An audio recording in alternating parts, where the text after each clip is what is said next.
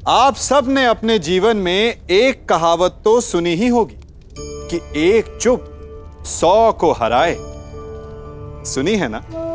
और इसीलिए कई बार हम जीवन में चुप रहते हैं, मौन रह जाते हैं, क्योंकि यह सत्य है कि एक मूर्ख के लिए मौन रहने से अधिक श्रेयस्कर उत्तर और कुछ भी नहीं हो सकता। परंतु क्या जीवन में सदैव मौन रहना, सदैव चुप रहना क्या उचित होता है? नहीं। जहां पाप का बल बढ़ रहा हो, जहां छल हो रहा हो, वहां मौन रहने से अधिक गंभीर अपराध और कुछ नहीं हो सकता। मौन रहकर कदाचित आप समस्या से बच जाएं, परंतु आप संसार को समस्याओं में उलझा देते हैं।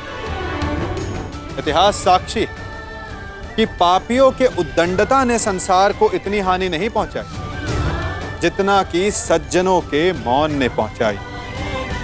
यदि कोई मूर्ख बोल रहा है तो मौन रहना उचित है, परंतु यदि कहीं अपराध हो रहा है, छल हो रहा है, तो उठिए और विरोध कीजिए, क्योंकि आप भले ही ना सही, परंतु आपकी आने वाली पीढ़ी इस पाप के दंड को अवश्य सहेगी।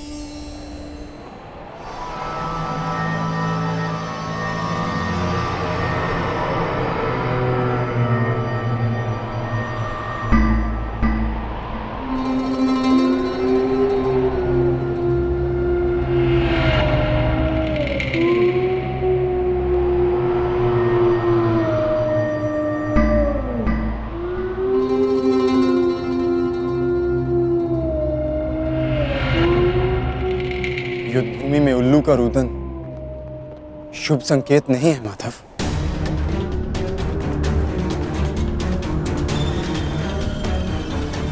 हाँ पार्थ, कदाचित आज का दिन, ये युद्ध कठिनाइयों से भरा होने वाला है। आज की परिस्थितियों के लिए सज्ज रहना पार्थ।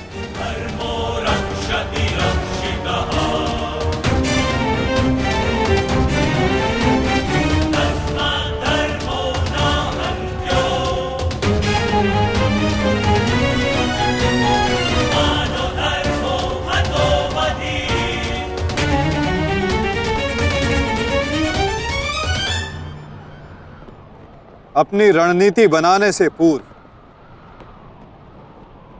हमारे लिए शत्रु का मन जान लेना, उसकी रणनीति जानना हमारे लिए आवश्यक है।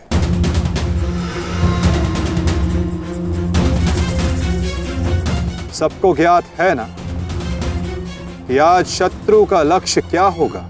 युधिष्ठिर को बंदी बनाना हमारा आज का लक्ष्य होगा।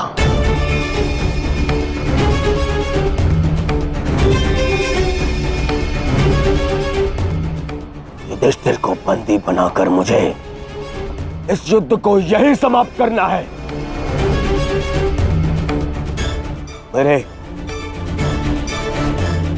आज भाई वीर गति को प्राप्त हुए हैं अब तक।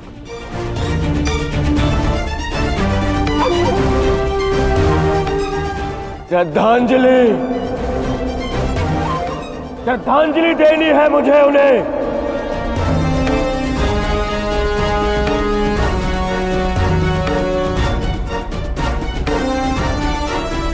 बहुत पीड़ा भरी मृत्यु दी है उस भीम ने मेरे भाइयों को।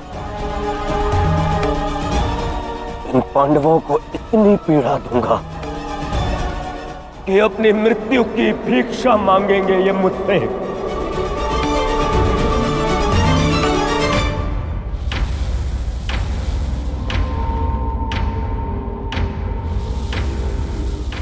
मित्रगण, वचन दो मुझे, आज चाहे जो भी तुम्हारे मार्ग में आ जाए, तुम उस पर दया नहीं दिखाओगे। आज चाहे जो कोई भी आ जाए, तुम अपना सबसे तीव्र प्रहार उस पर करोगे। वचन दो मुझे मित्र। तुम्हारा आदेश मेरा वचन है मित्र। आज शत्रु कर्ण का एक भिन्न रूप देखेंगे।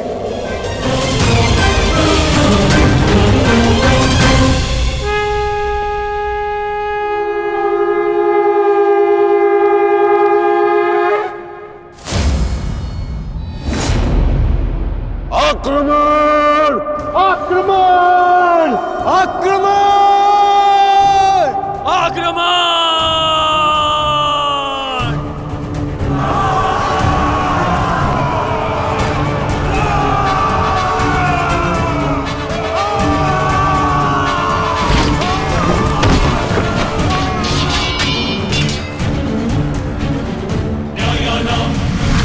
का अस्त्र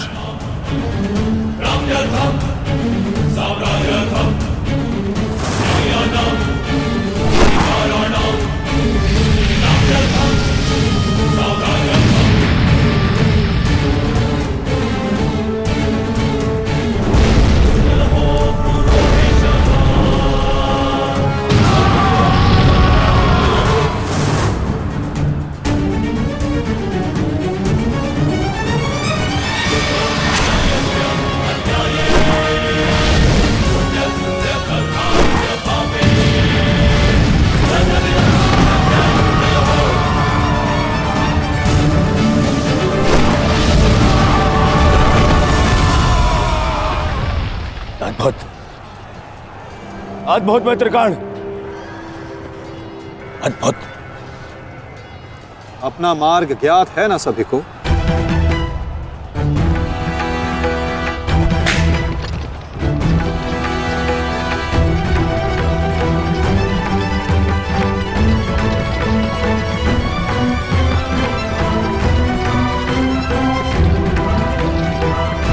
ये क्या कह रहे हो संजय? युधिष्ठिर सेना के पिछले भाग की ओर बढ़ रहा है।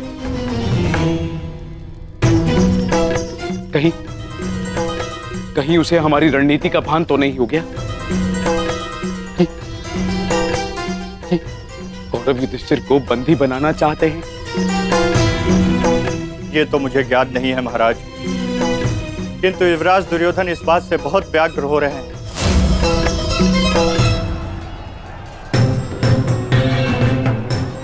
अवश्य इन पांडवों को हमारी रणनीति का ज्ञात है, इसीलिए भीम एक और हमारी सेना को भ्रमित कर रहा है और युधिष्ठिर पीछे जा रहा है। मित्रगण, तुम जाओ, युधिष्ठिर के पीछे तुम जाओ और जाके उसे बंदी बनाओ। युधिष्ठिर को बंदी बनाना हमारे लिए बहुत आवश्यक है। जाओ मित्र। परंतु मित्र, मैंने महाराज को वचन दिया कि आज किसी भी कौरव के प्राण नहीं जाएंगे। मुझे उस वचन को भी निभाना है मित्र। उसके लिए हम सब हैं यहाँ। युधिष्ठिर तुम्हारे सामने एक दुर्बल योद्धा है, तुम उसे आसानी से बंदी बना सकते हो मित्र। उसे बंदी बनाते ही ये युद्ध यहीं समाप्त हो जाएगा और मेरे भाइयों की रक्षा भी। मुझे ये युद्ध यहीं समाप्त चाहिए। कर्ण, जाओ आगे। ठीक है मित्र, परंतु मेरी योजना स्मरण रखना। मुझे तुम्हारी योजना स्मरण रहेगी मित्र। आगे बढ़ो। सत्य से युधिष्ठिर के रथ की ओर तीव्र गति से आगे बढ़ो।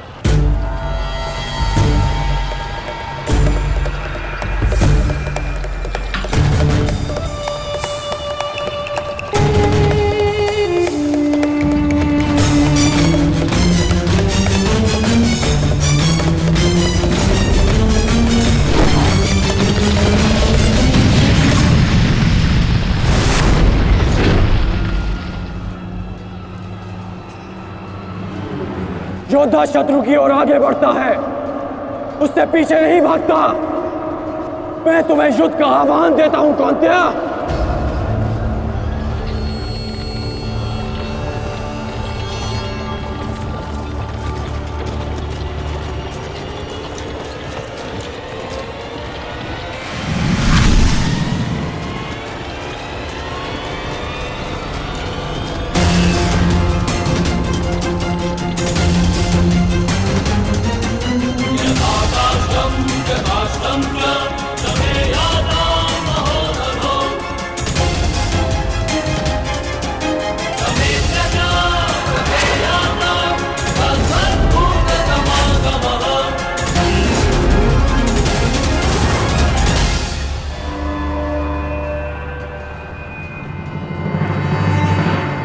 कौंतेय तुम्हारा आवाहन स्वीकार करता है।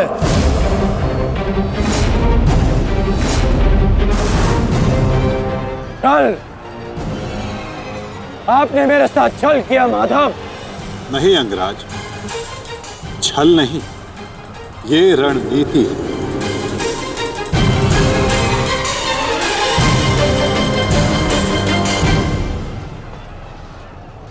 ये युधिष्ठिर का रथ है और इस पर युधिष्ठिर को विराजमान होना चाहिए था।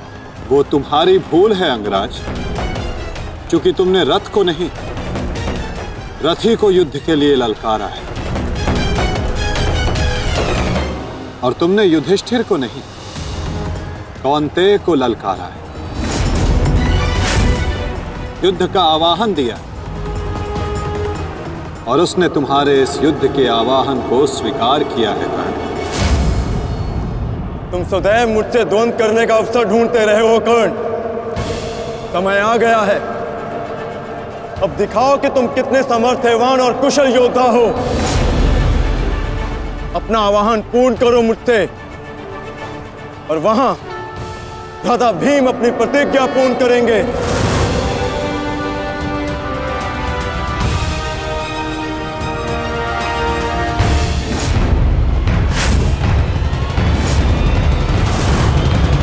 आज मैं 95 कौरवों का अंत कर दूंगा।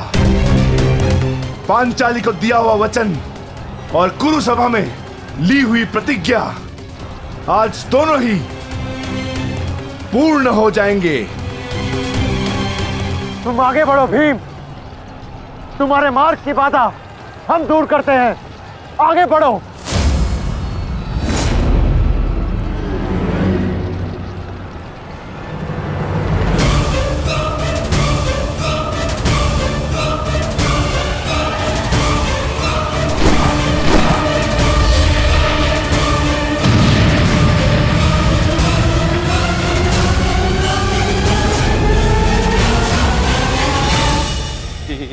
ये क्या कह रहे हो संजय? वहां वासुदेव ने कार्ड से कर्ण को फंसा दिया और यहाँ भीम हमारे व्यू में प्रवेश कर चुका है। शेष तीनों पांडव उसके पीछे हैं। अब कौन बचाएगा मेरे पुत्रों के प्राण? कौन करेगा उनकी रक्षा?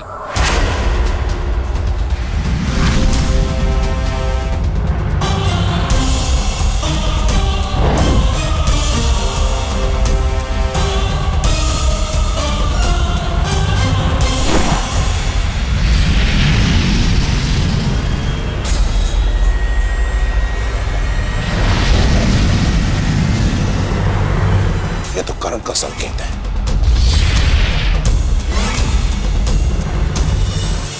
तुम कोई भी संकेत दे लो कर्ण,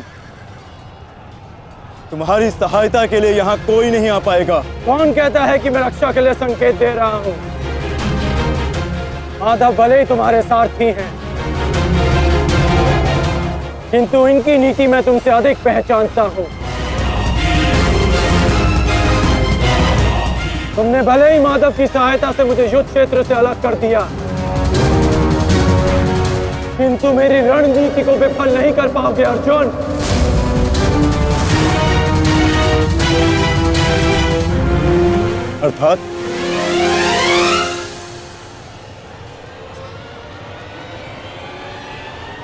अर्थात मैं तुम्हारी रणनीति में नहीं, तुम मेरी रणनीति में फंसे हो अर्जुन। तुमने मुझे कौरवों से अलग नहीं किया, बल्कि मैंने तुम्हें पांडवों की सहायता से विमुख कर डाला।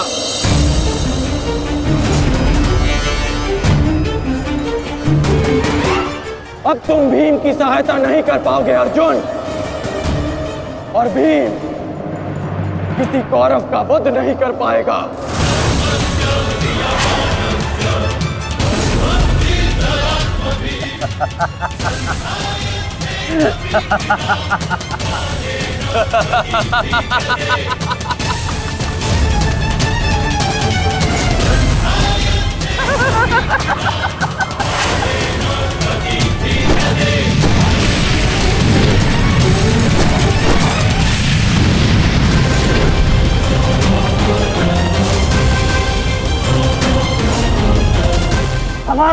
बनकर आए थे मूर्ख भीम, परंतु आज तुम स्वयं अपने काल के जाल में फंस गए।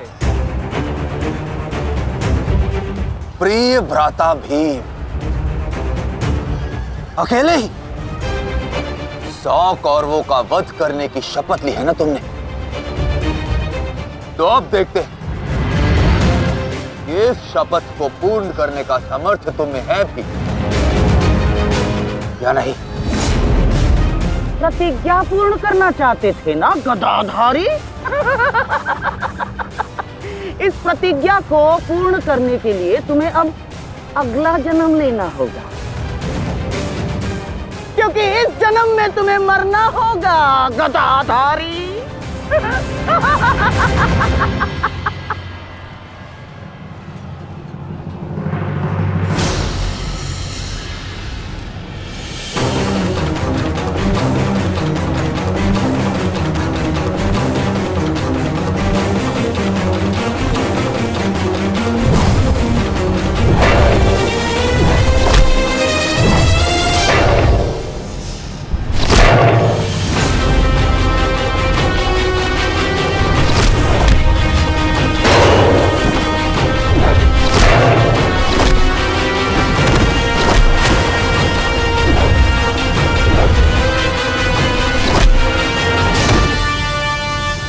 तुमने मेरे भाइयों को बहुत निर्दयता से मारा है भीम।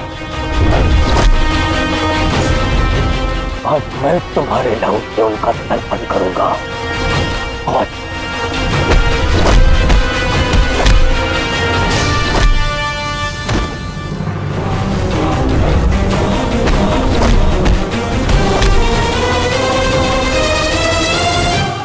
भीम, आज मैं अपने भ्राताओं की मृत्यु का प्रतिशोध लेकर रहूंगा। सावधान!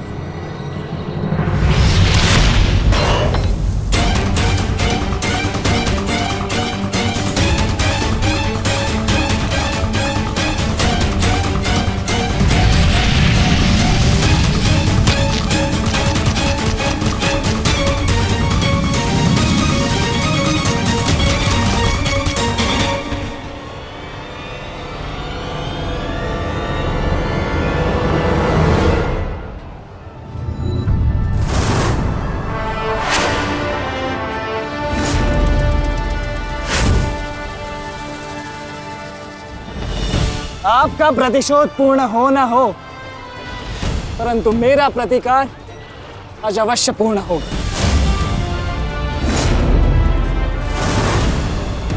अभिमन्यु, 2 योद्धाओं के बीच में आना युद्ध नियमों के विरुद्ध है। 6 महारथियों ने अकेले ताचरी भीम को घेरा है। नियम तो आपने भंग किया है, तो अब यह अधिकार मुझे भी है।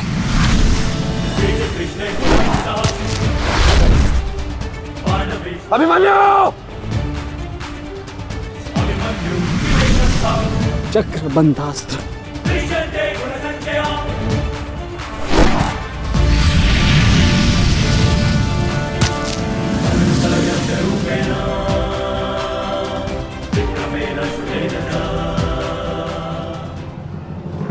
अभिमन्यु, तुम भूल रहे हो मैं तुम्हारे पिता के आचार्य का पुत्र हूं। चक्रबांध अस्त्र का तोड़ मैं जानता हूं। चक्र विपरीत अस्त्र